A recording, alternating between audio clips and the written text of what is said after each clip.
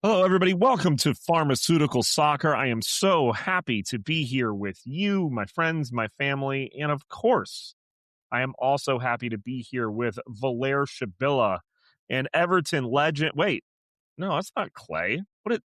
What's happening here? Valair, what's going We, on here? we called in a friend because Clay is dealing with some issues at the moment. Well, now I feel I, bad for I, being here. I love the generic. He's dealing with issues. Great. I don't air out his business.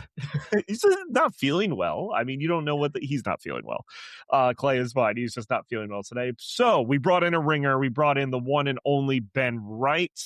Ben, thank you so much for joining us, having us, being a part of this show. We appreciate it. Thank you for having me. I can promise I will bring 0 Everton references. So, in my opinion, that's a good thing. But I'm sorry, Clay, for not upholding the standards that you've set. Please make sure we check the statistics after this show to see if this is the most listened to show that we ever put out there because of that reason. Steven, you didn't Blair. introduce Ben. You didn't introduce Ben as 2-time Nashville scene best sports writer, Ben Wright. And honestly, how dare you? How dare you? That's I my specifically I put that in my rider. Yeah. Come on, This guys. is a contract. It's my apologies. Only First of green all, M&Ms too. we probably need to shorten out the acronym or find an acronym for that. That'd be great. But yes, I apologize for that. Can you find an acronym for tied for third 2025 Nashville Seed the sports writer? I would love that personally. Oh my gosh. Well, let's talk about our weekends. Let's talk about it. Valair, how was your weekend? You have a good time? Yes, it's good. It's really I didn't do anything soccer related, so I took Sunday off. So is that a good weekend or a bad weekend though? I don't know. Considering every day of my life has been revolved around soccer since this year started, I think it was nice that Sunday and Saturday the most soccer I did was check an app for the score of League Cup. So it was nice to not do that. Had a friend in town and got to show them Nashville. So it was fun. I did some Nashville touristy things that I have been here for 17 years and never done. Like the Country Music Hall of Fame. If they want to sponsor us, I will say great things about them. Otherwise, I will stay quiet. And other things, other touristy things and stuff, but also had some good food. So very happy, great weekend for me. A little different, and you can maybe hear it in my voice a little bit, but I don't know why I'm starting to lose my voice. I was hanging out with fellow Middle Eastern folk, and I think we just yell a lot, and I think that's my reasoning at the moment. We'll see. Also, mind you, he won't take a break from soccer-related things when he's visiting my town, but when he has another friend in town, he will take a soccer-related break. If Nashville SC were playing DC United in the Leagues Cup, trust me, I would have taken a soccer break. Ben, how was your weekend? Good. Definitely more soccer than Valair. I was obviously at the Nashville game Sunday night, and I covered more Leagues Cup games for MLS soccer on Saturday night. So I didn't finish that until like 2 a.m. So that was fun. But yeah, kids went back to school. Their first full day was Friday, so that was a big deal. And then Saturday we had like a back to school bingo event, and my kids dominated just because we raised them that way. But yeah, good weekend. Back in the swing of things. It's gonna be fun. Wow. The athletes that this guy is raising, am I right? I mean, he just keeps bragging. We just do about his competitive life. bingo drills every day, 4 hours minimum. They're raising athletes when they're playing bingo. Valair, what do you think bingo is? No, that was the joke. It's like because he's like they dominated like it's track and field or something. It's a bingo. Purely skill based game. Absolutely. Right. No luck involved. No luck at all. I had a great weekend as well. I was in Utah last week for work and had to fly home over the weekend, which there were 2 Leagues Cup games in Utah happening, and I went to none of them. And honestly, my life is better for that. But it was a good time. My girlfriend partner started watching the show Landman on Paramount Plus, the one with Billy Bob Thornton. That might be the worst show I've ever seen in my entire existence of life. Like, I just don't. It's so slow. The writing is just like so much cheese involved in it's just terrible. Don't watch it. The entire show is set up for it just builds to set up Billy Bob Thornton monologues for 2 minutes. That's pretty much kind of incredible. Out.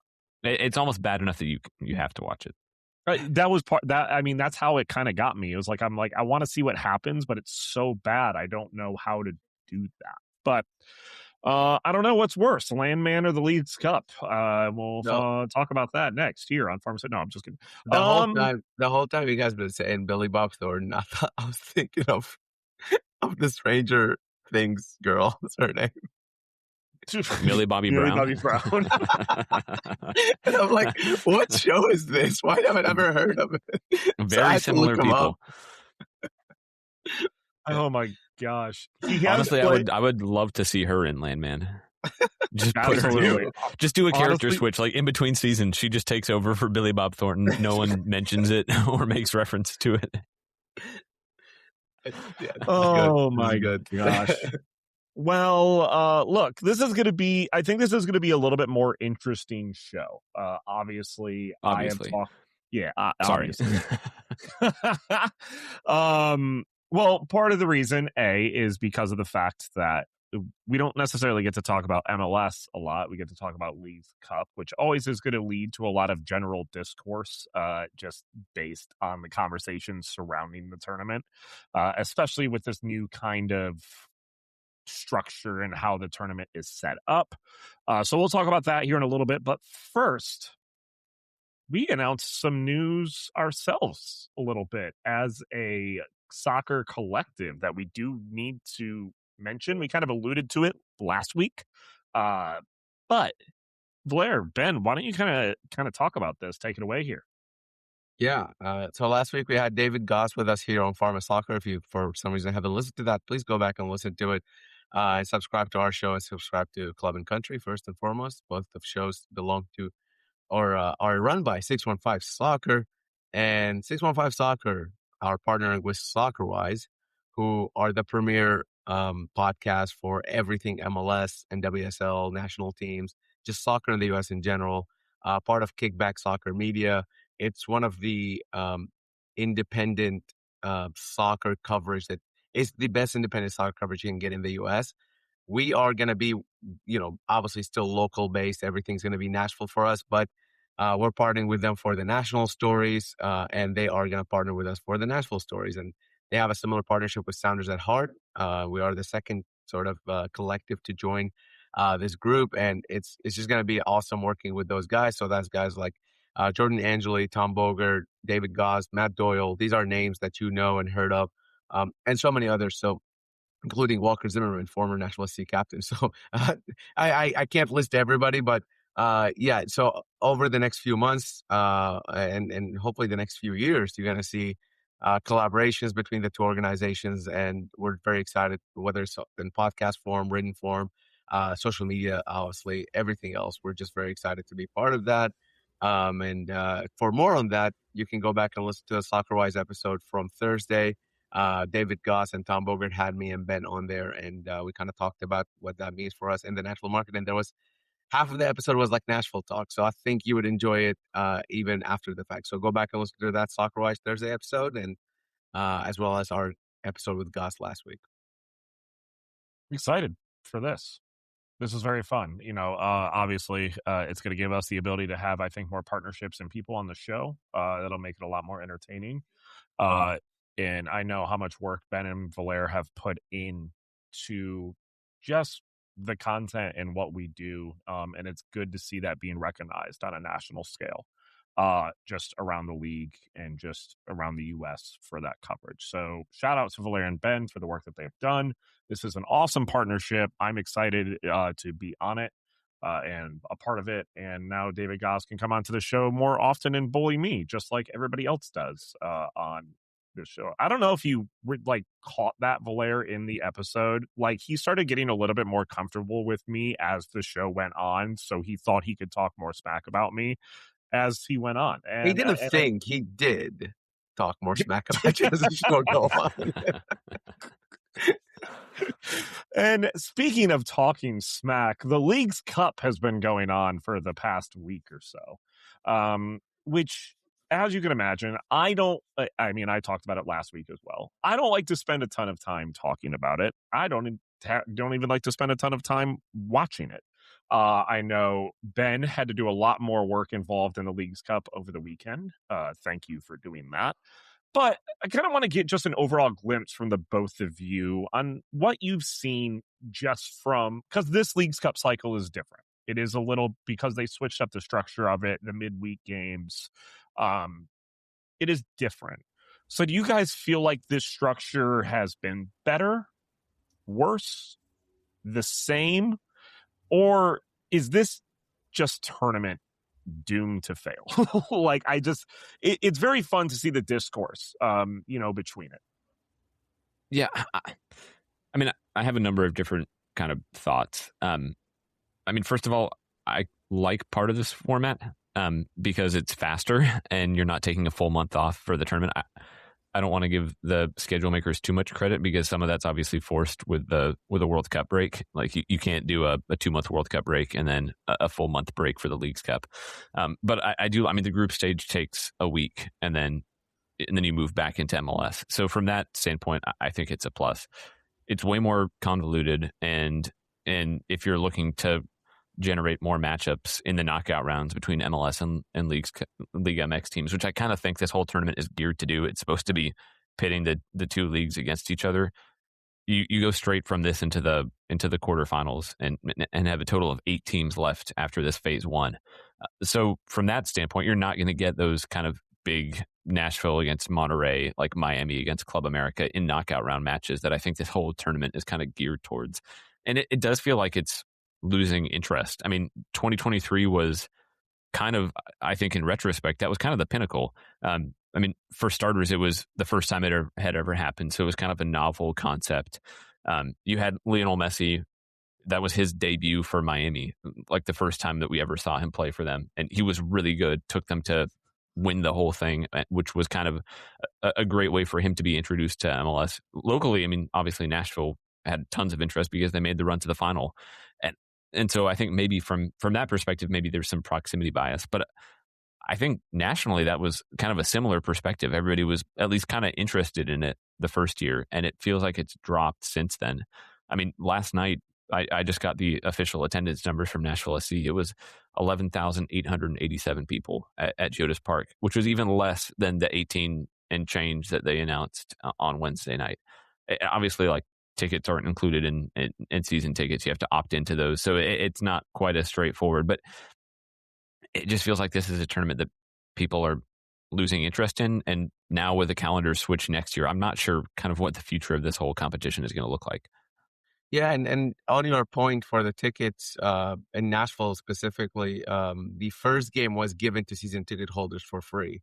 And that's why you saw a little bit of a spike in numbers. And then, yeah, good point. And we're not going to sit here and like talk about attendance numbers, but that's something that you can see throughout the MLS sort of sphere. And the Mexican teams are clearly not that like worried about it, I guess. And where in 2023, I feel like when Nashville beat America and beat Monterrey to go to the final, I feel like it felt like a bigger story, to where now it kind of took a life of its own, where like MLS team win because all the games are in America, right? And then there are some games now in Mexico, but really it just doesn't. It's just a few games here and there. I think for me, the one thing that giving this a chance again, now that Nashville's in it and kind of, obviously covering Nashville, you need to watch those games. You can't shake off the preseason feel to it. And I think that's what I really struggle with. Like, it just doesn't feel like this is a real competition. And well, I mean, and with the World Cup break, it essentially is a preseason tournament. Yeah, fair enough. Yeah.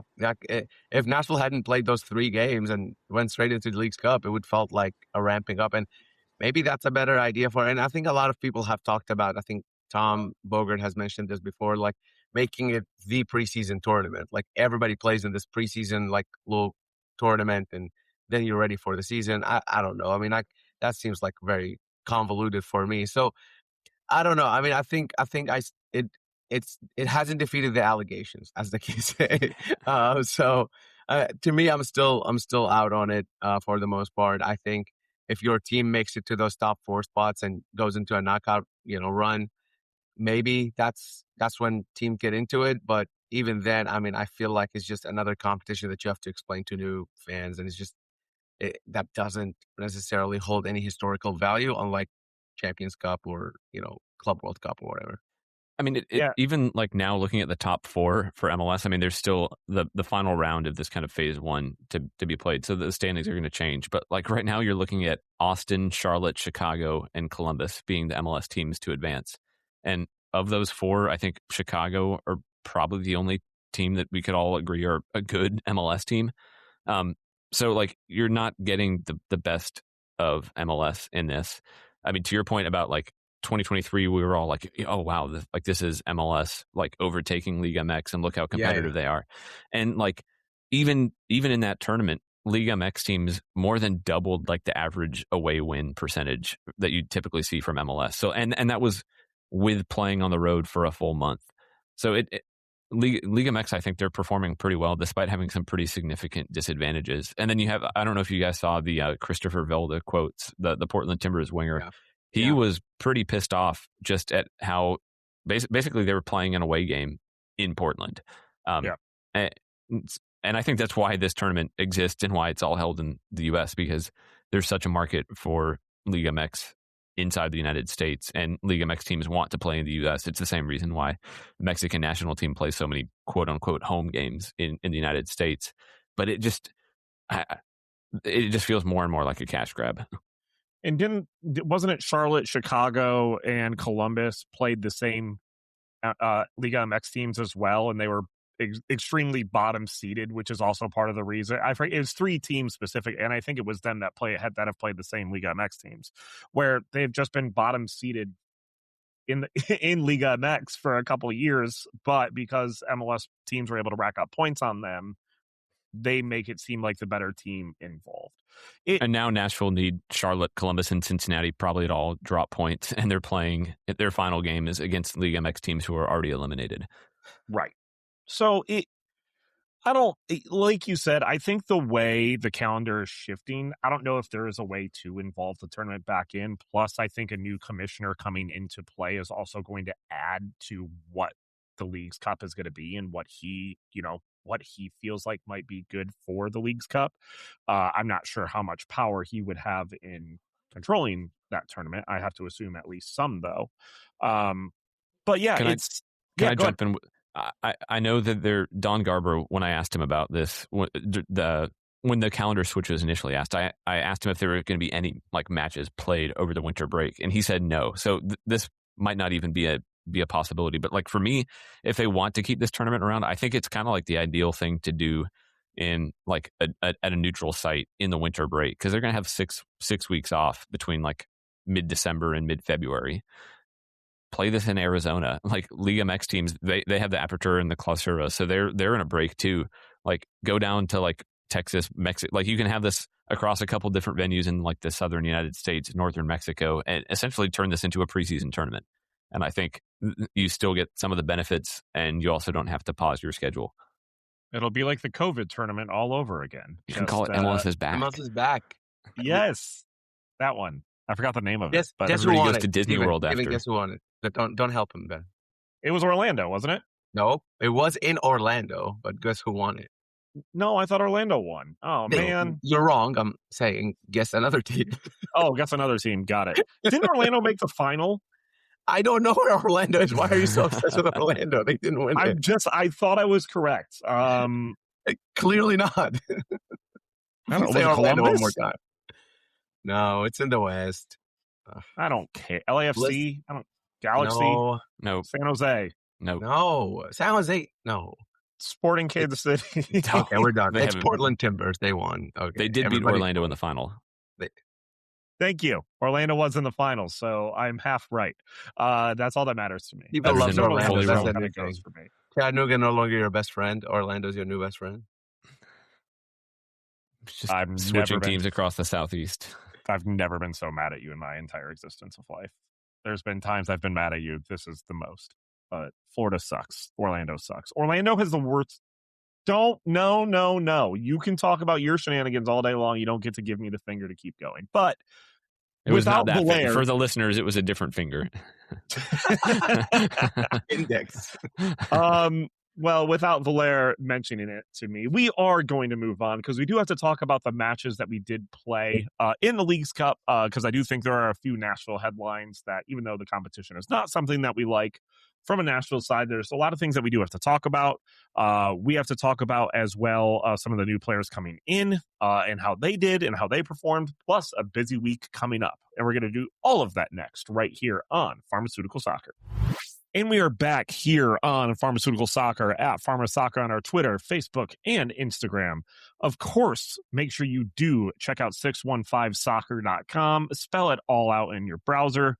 Be a part of what's going on. If you want to talk about how bad the Leagues Cup is, you can pay $3 a month to be on our Discord and talk to more people about how bad the Leagues Cup is. The discourse is always fun. The Discord and everything that we do is really cool there. And as Valair and Ben mentioned, our partnership with SoccerWise is also just a part of kind of what's happening with 615soccer.com. So please make sure you do check it out. Be a part of what's going on there. Even though we're moving towards the second half of the season, still a lot of stuff going on. So be a part of it. Also, pharmasoccer.com. Yes. Anything else? Did you want to chime in? Yeah. Well, I wanted to shout out our friends on the other podcasts on the 440 network as well. That's Club and Country. You'll hear Ben a lot more there, but obviously he's here fairly regularly. And Ben and Braden kind of been taking the Club and Country show. Comes in later this week as well, and every week talking Nashville SC and all sorts of soccer. So shout out to the 440 Network and shout out Club and Country. Make sure you're subscribing there as well as here. And tell a friend about 615 Soccer, everything that we do. Like Steven mentioned, you can subscribe for $3, $7. It gets you more stuff. This is honestly, these are just a few dollars a month. Will make a huge difference for us. We're pushing again for more subscribers, and we would love you to be part of that. You can also be a free subscriber if you want to, but I feel like once you get the free stuff, you're like, I want to help these guys out because they are so great at their job. And that's not just me talking about myself. This is a great team we have at 615 Soccer, including this show and other shows, as well as all the written content and photographers and an incredible subscription base. So join us. We would love to have you. Thank you, Valair. Appreciate Sorry, and if you want to see me do this with my hands, you can be a part of it because the video content is a part of what's happening. Yes, so Nashville did play 2 Leagues Cup matches in Nashville. One we're probably going to talk about more than the other one just because I probably in the next week won't even remember the León match happening. And I don't know if anybody else will as well. But obviously we should talk about the one that did happen last night. Nashville getting a 4-1 win against San Luis, who I predicted to win the tournament. It's looking like that is not the case or happening. Officially eliminated. How is David Gass's Philadelphia Union prediction going? They lost already. They've lost the game already. Yeah, fantastic. Yeah. Please make sure we record that and send this to him over and over again. That would be great. But yes, Nashville getting the 4-1 win against San Luis. It was nice to have a starting lineup, starting everything back together. Were you guys surprised when you did see the lineup come forward just because of, we lost the first match statistically. Losing the first match doesn't take you places. But again, the preseason vibes kind of need to get some of those players back into the mix. Were there any surprises from you guys on the starting lineup? Not really. I kind of expected this was how it was going to play out. Even if they had, I honestly think even if they had won the Club León match, it was probably always going to be player starters on Sunday against San Luis and then rotate again against Monterrey. And I think that's what we're going to see anyway. So, I think it was always about trying to give guys minutes and keep them fit for the Miami game here in Nashville on August 15th. But I do think this was probably the strongest lineup that Nashville had been able to roll out since before the World Cup break and probably a couple weeks before the World Cup break, before those injuries started piling up. This is about as strong as it gets, minus Hani Mukhtar, who came on at halftime and played the full second half. So I think with Patrick Yazbek getting closer, he came on the field after the game, and they had like a small-sided session that he was playing in. It doesn't look like he's super far away. You're talking about a team that's almost back to full health, which is a really, really good sign for Nashville. And I think we've talked about those injuries, and just the one or two of them wasn't detrimental to Nashville, because that's what ended up happening before the World Cup break, right? But Nashville were still winning MLS games pretty easily. But then once you get to the 3 and 4 starters territory, that's, I think, when you start feeling like the depth is not, it can't keep up really. But I mean, overall, I think more than anything, this starting lineup that BJ Callahan put out and this Nashville SC team needed an emphatic win like that, just for the vibes, if anything. Because from the moment they came back to the World Cup till now, even in wins, obviously they're happy they won a game. The vibes just weren't there, right? On the pitch. Like, it just didn't seem like things were clicking for them a lot of times. And you'll see bits and pieces here. Like the Montreal game wasn't that bad. It ended 1-0 though. And I think when you score 4 goals, you get a guy like Espinoza back on a brace on his first game back. You get Surridge back on scoring ways. You get Reed Baker-Whiting, who was also injured. All the injured guys scored, or used to be injured guys. Baker-Whiting gets his own goal, his first goal. These are all positive vibes I think you're just going to have to take from this game. And that's why I say it's kind of like a preseason game, because these are the things you would be saying in a preseason game of like, yeah, you got your guys firing. This means close to nothing, but, probably their goal bonuses are going to hit, which is nice for them. Like, that's about it. Yeah, it's, and like you said, it's one of those things where since the World Cup break, we haven't seen this team fully be able to put together. And one of the players a part of that definitely is Espinoza.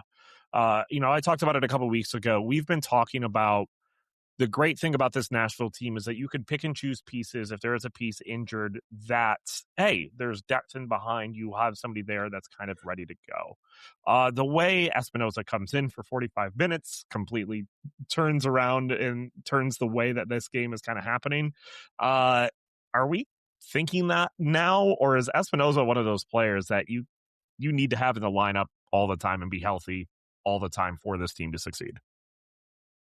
I mean, he's the guy that everybody was after in free agency. And we talked about that with Goss last week. And there's a reason for that. It's because he's a match winner. And we came to this show year after year, like actually year after year, talking about how Hani Mukhtar is the only match winner Nashville has. Then it was Hani Mukhtar and Sam Surridge were the only match winners Nashville SC have. Now we're talking about Nashville SC have 3 match winners, right? Let alone the guys like Andy Nahar and others. So I don't think it's an exaggeration to put Cristian Espinoza at the same level as Sam Surridge and Hani Mukhtar for this team. And he's newer, and I think that's why he's probably not been put at that same tier. But when you look at how the team plays without them versus how the team plays with them, it's a complete 180. And that doesn't mean that there aren't wingers that Nashville SC can put out there on the right that will cover for a Cristian Espinoza being injured. It just means that it's just not going to be the same. Similar to how when Madrigal is playing where Sam Surridge is, it's not bad, and Madrigal did a really good job earlier this season, but it's not the same as Sam Surridge, and you can look at the goals, and you can go down the list. So I think the DPs, nailing your 3 DPs is very important, and no matter what your depth is, you'll almost never get DP level productivity out of guys who are not DPs, and that's, I think, something that you're going to have to accept in MLS.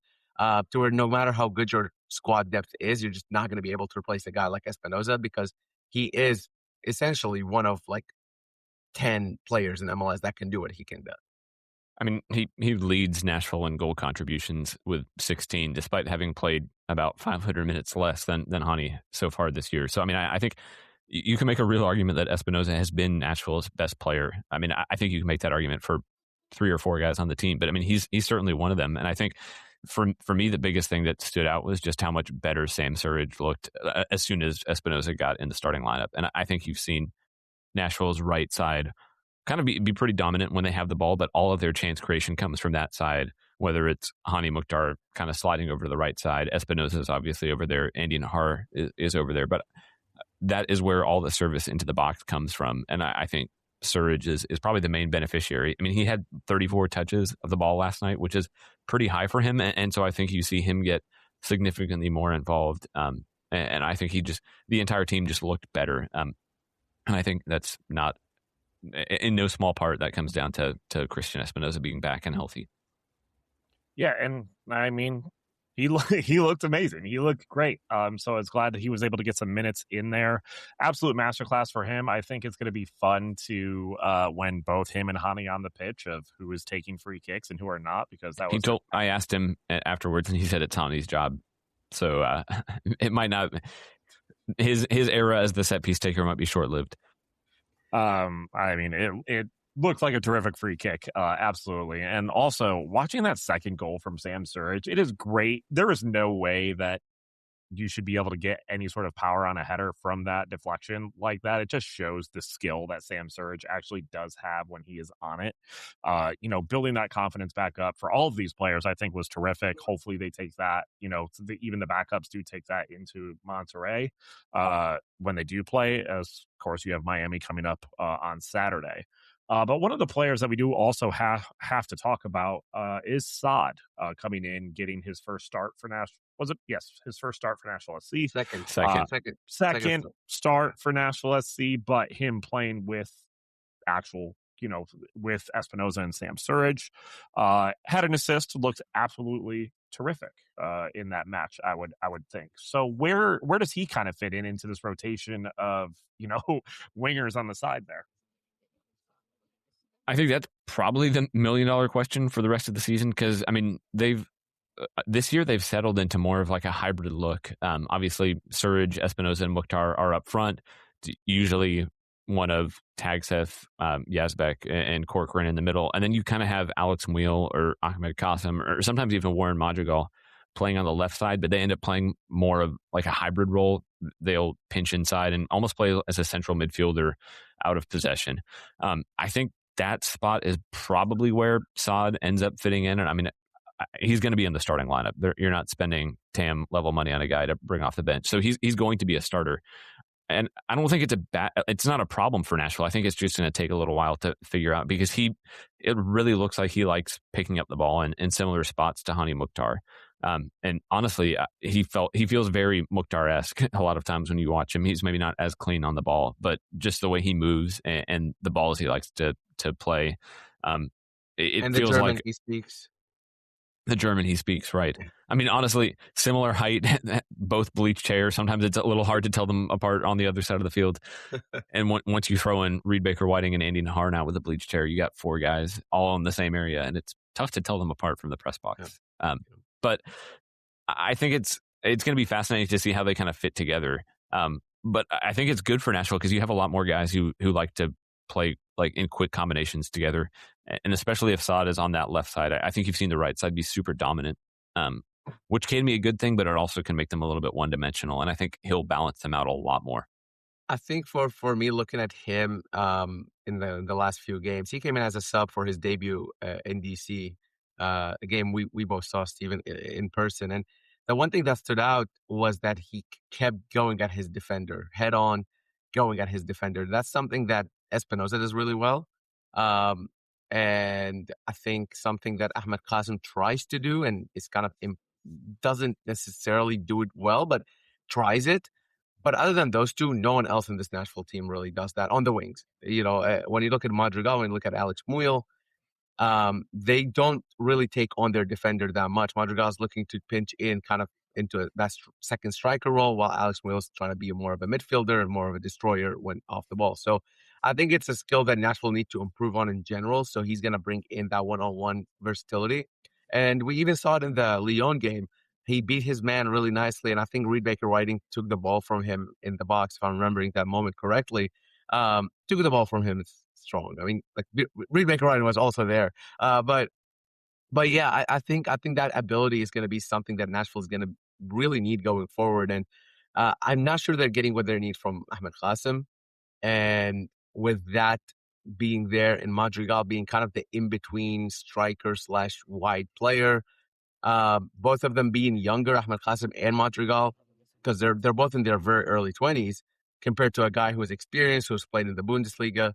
this is more of a win now move, like we talked about. And I think him being able to be plug and play from the moment he walked into that training ground and being able to start 2 games in a row now is a really, really positive thing, because how many times have Nashville signed a player and just been like, well, he's still getting acclimated. It's going to take a minute to see him.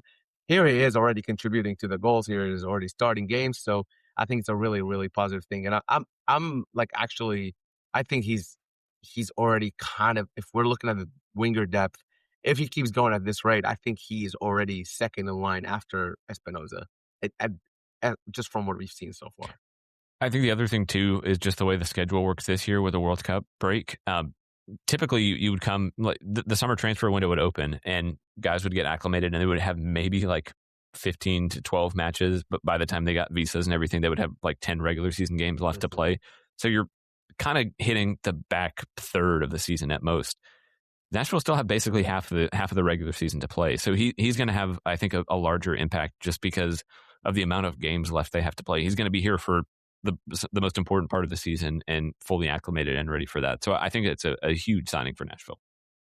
Yeah, we watched it, Valair, his first match at DC when he did come in at the end. He did show a lot of flashes, a lot of directing towards the ball. And there was a couple times I was worried. I do remember the one specifically in DC where he was one-on-one in the box and just kind of completely flubbed the ball. I was a little worried for a second. I'm like, uh-oh, like who is this player?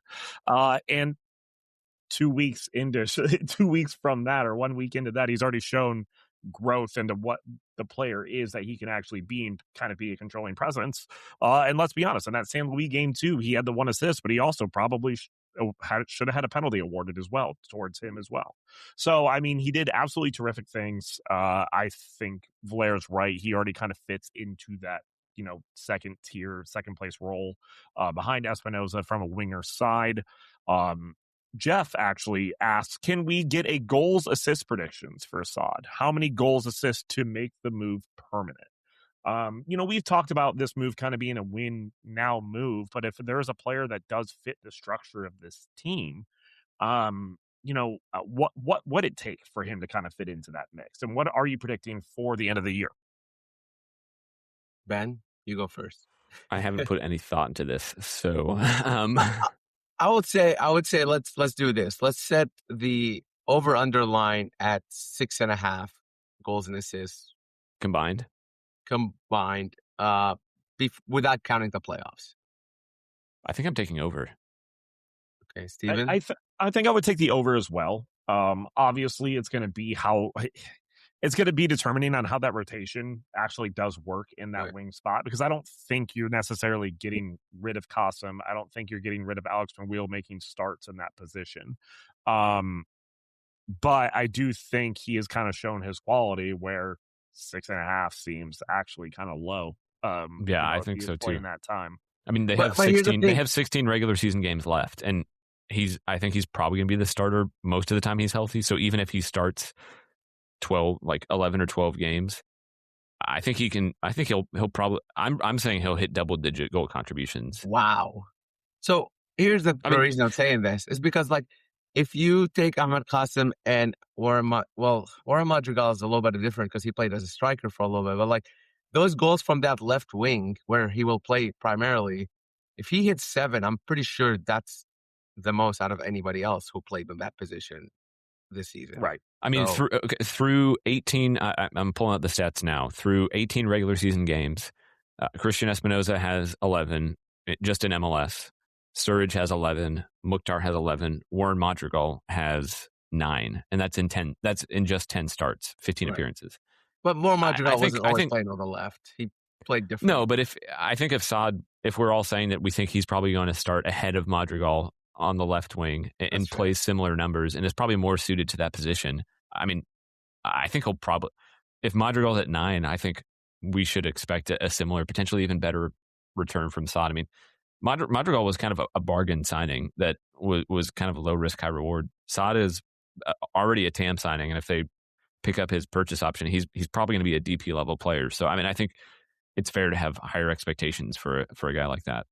Well, to answer Jeff's question, I guess. So is there a number of goals and assists that would make Nashville, say, that's it, let's make sure this is a permanent move and he stays on board?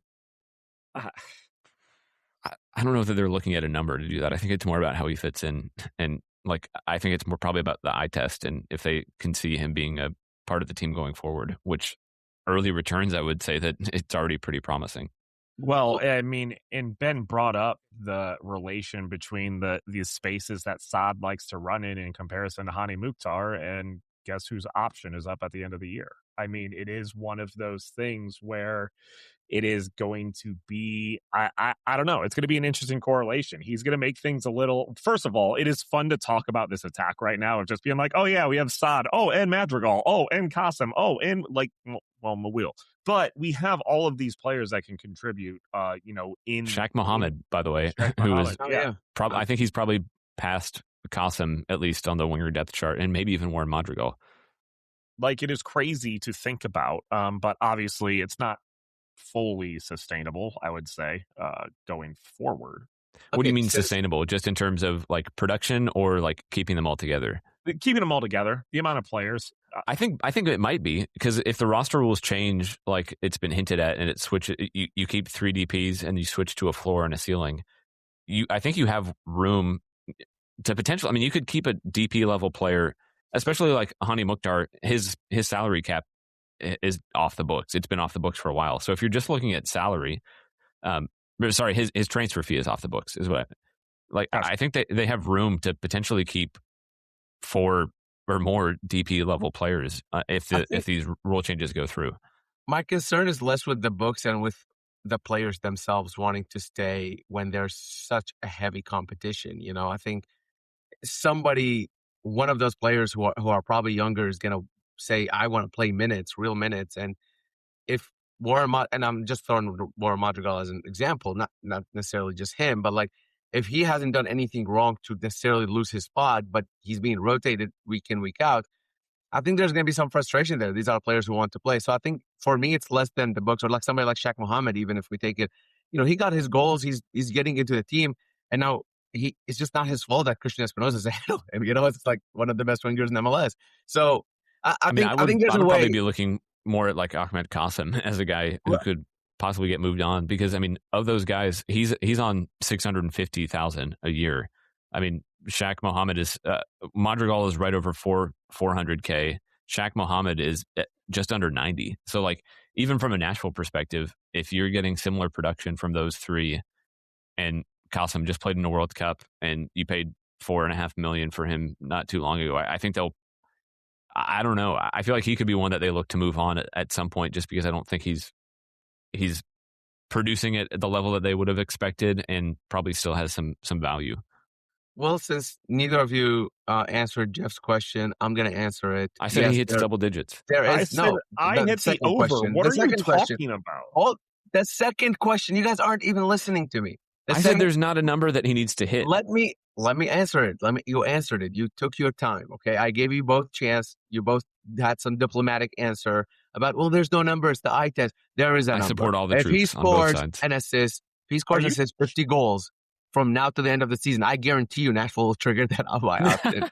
Okay, 50 goals. That's the number. Okay, they will. Are you trying to show off to Ben here that you have a controlling aspect in this show? Are you just trying to show off that you? What are you talking about? We got asked a question that's a rundown, and I'm trying to answer it. 50 goals, and if he scores 50 goals, they might renegotiate the purchase option to pay more. Yeah, we would like to give you more money, please. We don't feel like it's fair. Part of the reason why we're talking a little bit, and Valair is talking, because he doesn't want to talk about Wednesday's match against León, where Nashville did lose that one 0-1. 0-1. I don't know why I said 0. But yeah, heavy rotation in that lineup. I don't know if we were necessarily expecting it, because the first match was so important in this Leagues Cup format. I don't know. I mean, what do you want to say about it? I was expecting some rotation, maybe not as much as they did. But I think that's probably, just with the Miami game coming immediately after the tournament, I think that's probably I don't know. I don't want to debate like if you should prioritize Leagues Cup or not. I don't think there's a right or wrong answer, but given that it seems like they're prioritizing MLS, I think the rotation makes sense. And I was actually fairly impressed. I don't think it was a great game from Nashville. Like, if that had been Nashville's starting lineup, I think we would have all been pretty underwhelmed. But given that it was guys like Thomas Williams getting his first minutes since February against Ottawa, or like Charles-Emile Brunet getting his first start for Nashville, I mean, I think it was a good kind of litmus test for a lot of these guys who have been very much on the fringes playing Huntsville minutes. They didn't look like out of their depth against a full strength Liga MX team. So I was impressed, and I think it maybe showcases Nashville's depth in a little bit of a different way. And I think for me, it shows that like guys can be counted on. If you like, I feel much more comfortable if they have injuries and they need to throw Thomas Williams into the starting lineup for a game or two, or Charles-Emile Brunet if he needs to play real minutes in midfield. I think that for me that was a huge plus coming out of that game, even with a 1-0 loss. And as always, if you want to if you didn't watch that game or you want to kind of just refresh your memory, you can go to 615soccer.com. We always have a recap. We always have a player ratings article. We have preview articles, so you can kind of take a look at that if you want to. So we're not going to talk about the 0-1-0 loss to León a whole lot here, believe it or not. So go take a look at it if you want more of that. But I will say, I heard from a lot of fans actually that they were pretty disappointed that was the starting lineup.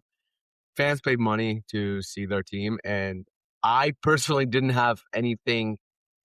When I saw the starting lineup, I was like, this makes sense. And I was talking to Ben and agree with Ben in terms of they're prioritizing MLS. And I have no problem with them saying, you know what, this doesn't mean a whole lot for us. It's better for us to get these guys up and running and get them a little bit more match sharpness while our starters get to rest another match.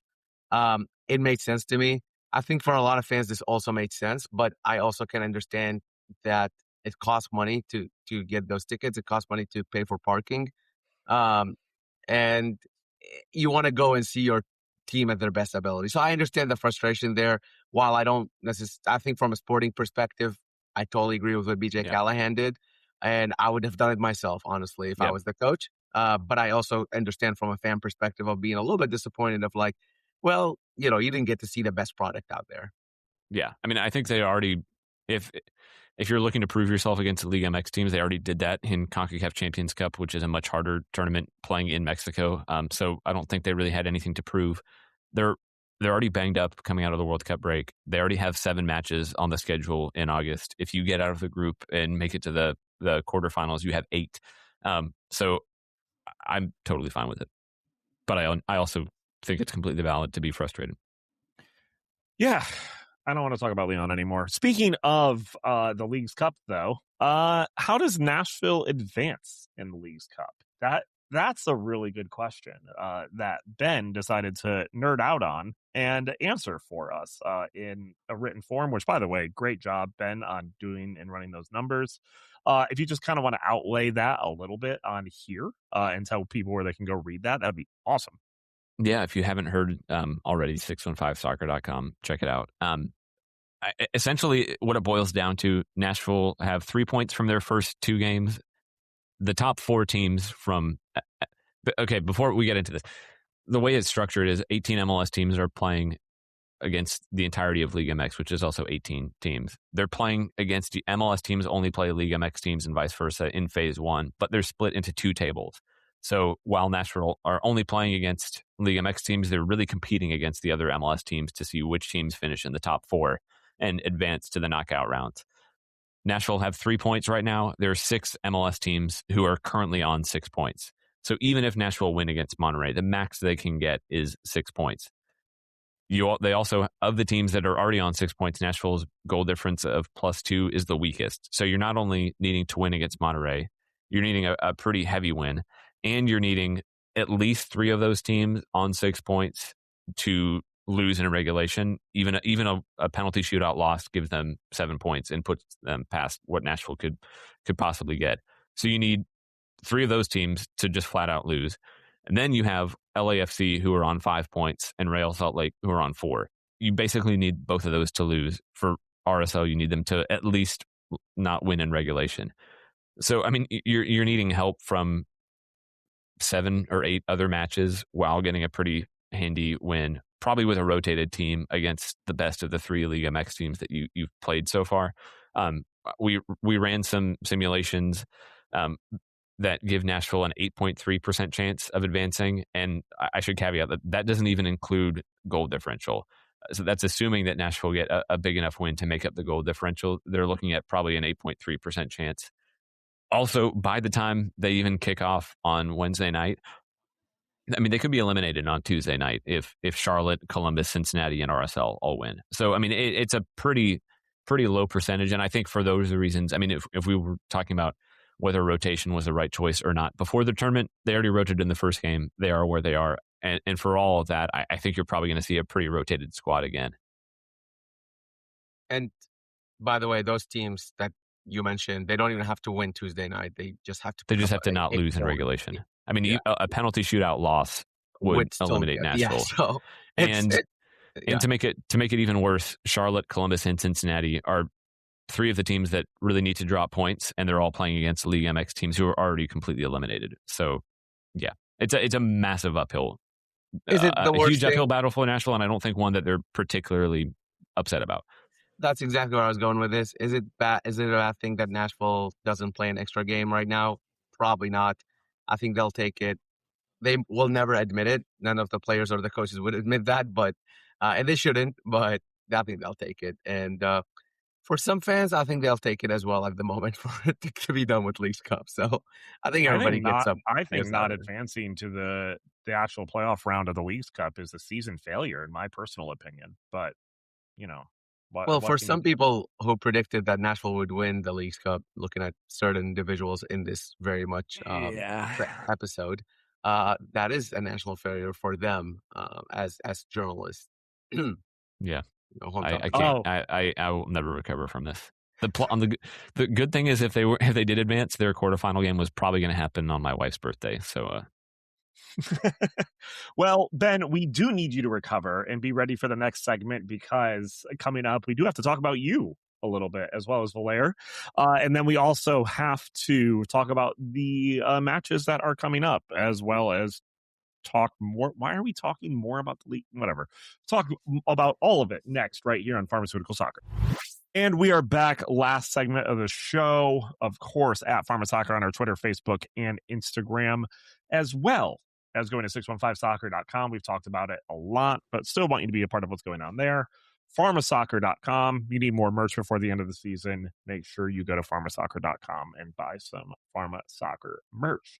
Also, leave us a 5-star review or a comment on Spotify. We will read it out loud on air. So do that. We haven't had one in a while. I have one right here, right now. You want to hear it? What? Do you I really? Looked it up while you were saying it. I have this power of the internet. Look at that power. And it's a 5-star review too. Yes, 5-star review from KDM3. KDM star 3 to be exact, but I don't know how to say that little star thing. I don't know what's that called. Anyway, KDM, shout out KDM. And they say, shout out to RX Soccer Podcast. I live in Greensboro, North Carolina, but Nashville SC has my soccer heart and soul. You guys keep me updated and informed, along with 615 Soccer, on all things Nashville. The connection between you is felt over the airwaves. I am heading out for my first live Nashville game versus Inter Miami next weekend, and I am beyond excited and ready. All my support and appreciation for time and energy to keep us Nashville fans close in spirit. Shout out, man, KDM. Enjoy your first live Nashville game. And what a game to go to, by the way. 1 and 2 in the Supporters Shield.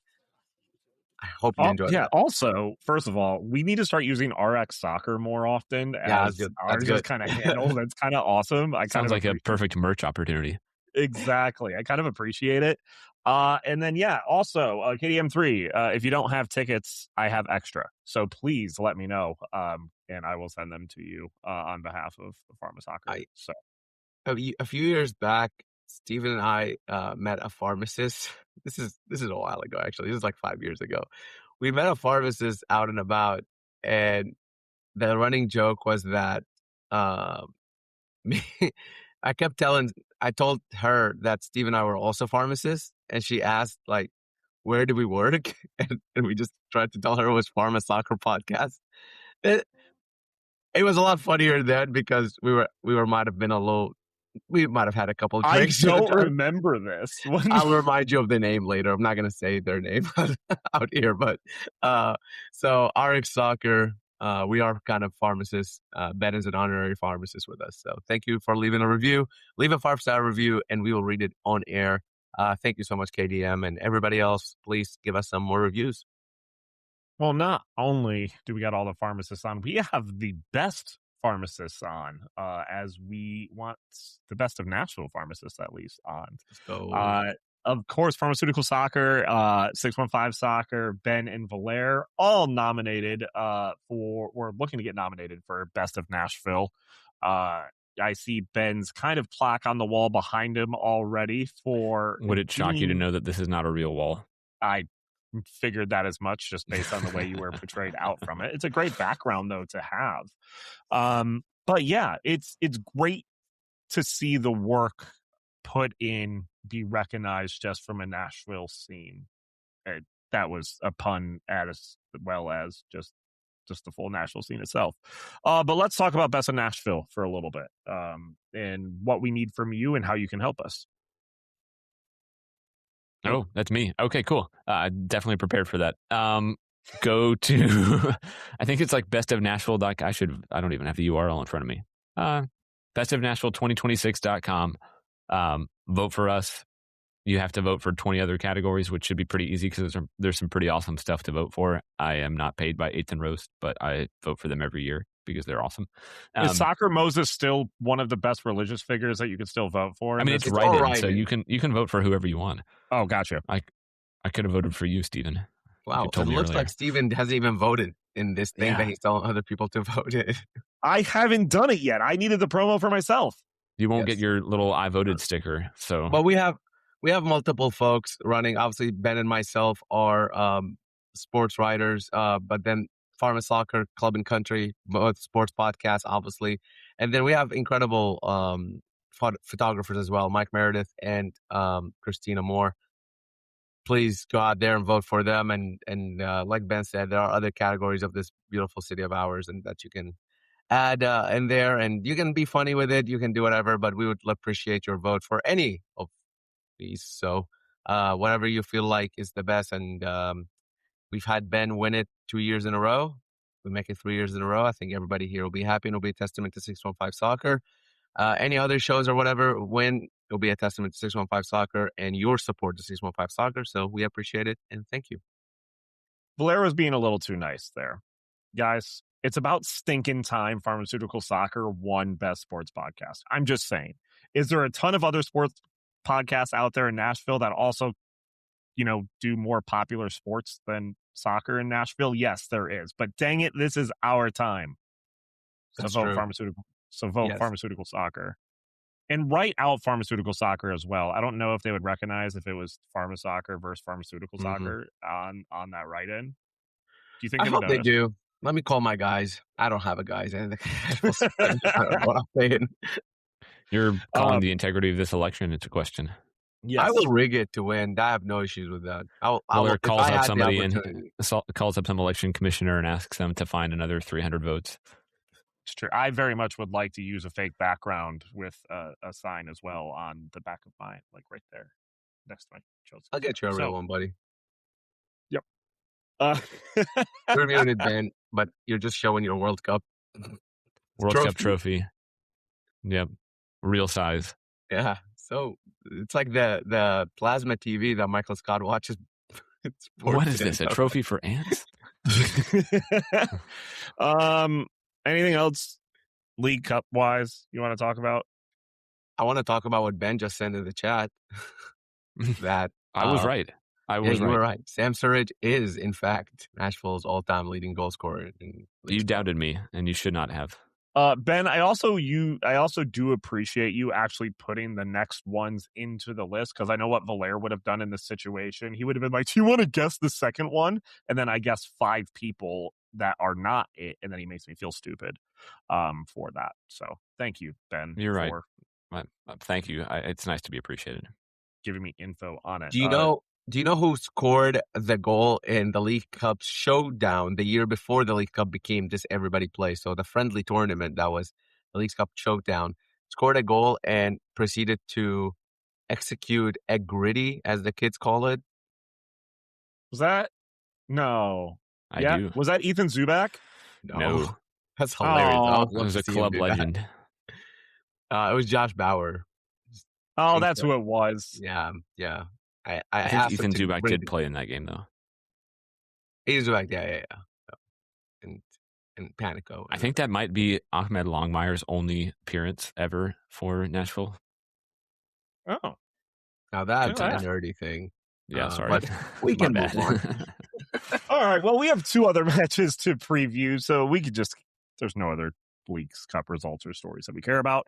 But we do play one more, potentially, probably Leagues Cup match. And then, of course, we have 1 versus 2 on Saturday, which I think everybody is very much looking forward to. Monterrey, I think we're expecting a kind of rotated lineup, especially with Miami coming up, and not the biggest chance for Nashville to advance. Probably similar something to León, but it also could be a potential that some of these other players and bigger stars like Espinoza do need to get some more minutes under them before really coming into Miami and starting. So what are you guys seeing with Monterrey? I think probably more rotation, maybe not as much as León, because like you said, I think some guys do need to stay fit. I wouldn't be surprised if it's a pretty rotated lineup and guys like Espinoza come off the bench. But yeah, I think it's going to be a lot of rotation.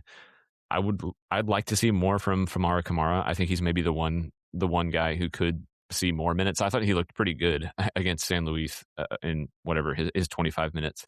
But yeah, I think this is all about staying healthy and getting fit for Miami. The one thing to note also about Monterrey is that they're in the same exact situation as Nashville. Lost their first game, won their second one. They did beat Inter Miami in the last minute in the second game, so a little bit of a different high than beating San Luis. Without looking, who scored for Monterrey in that game? I know. Okay. Hugo Kuipers, right? Who else? Isn't Diego Rossi that scored Diego too? Rossi. It is 2 MLS legends. It is MLS like 2.0 over there. You know what I mean? Like just everybody's in Monterrey, and they're coached by Matias Almeida, which for those of you of a certain taste, you remember his San Jose teams and his behavior on the sideline, which I am honestly looking very much forward to on Wednesday.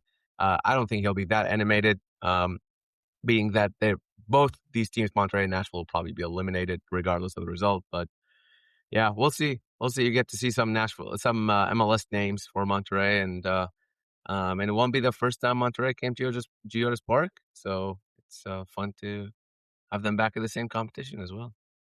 And obviously the big match on Saturday against Miami, 1 versus 2. I do feel like the Leagues Cup is kind of just drowning out that we play Miami on Saturday a little bit. I don't know. I'd not seen as much anticipation as I thought I would for this match coming up.